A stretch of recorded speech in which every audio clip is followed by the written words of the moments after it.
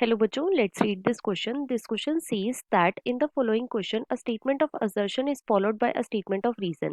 तो basically ये जो question है ये assertion reason type question है.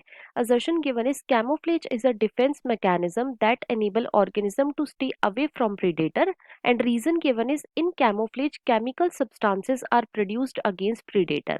अब अगर इस क्वेश्चन के मैं की कॉन्सेप्ट की बात करूं तो इस क्वेश्चन का जो की कॉन्सेप्ट है वो है बच्चों predation. Let me right it over here. It is predation. अब सबसे पहले तो देखो प्रीडेशन क्या होता है. तो प्रीडेशन जो है ये बच्चों एक टाइप का पॉपुलेशन इंटरैक्शन है. ये क्या है? ये एक टाइप का पॉपुलेशन इंटरैक्शन है. और इस पॉपुलेशन इंटरैक्शन के अंदर क्या होता है, एक स्पीशीज जो है वो बच्चों हार्म होती है और दूसरी स्पीशीज जो है वो बेनिफिट होती है. तो सपोज कर लो प्रीडेशन के अंदर दो टाइप की स्पीशीज है. यहाँ पे हम लिख लेते हैं स्पीशीज ए और दूसरी स्पीशीज हो गई बच्चों स्पीशीज बी.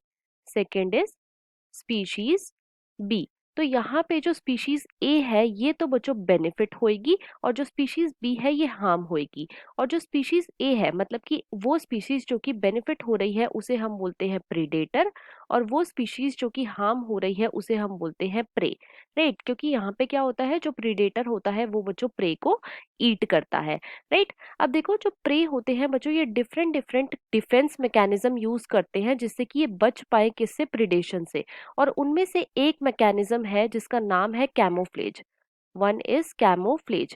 कैमोफ्लेज में क्या होता है कि जो प्रे होता है ये बच्चों अपने आप को ब्लेंड कर लेता है with the background of environment. Right, जिसकी वजह से क्या होता है, जिसकी वजह से जो प्रेडेटर होता है वो प्रे को पहचान ही नहीं पाता और प्रे जो है ये बच जाता है.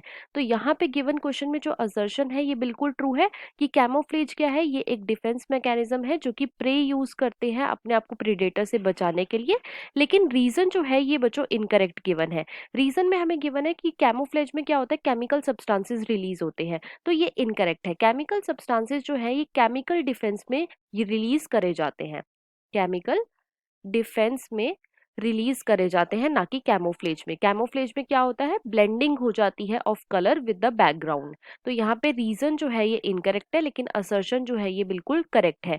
तो इसके अकॉर्डिंग जो हमारा मोस्ट अप्रोप्रिएट ऑप्शन है वो है option number 3, that is assertion is true but reason is false. So the final answer of this question is option number 3. I hope you understood it well. Best of luck.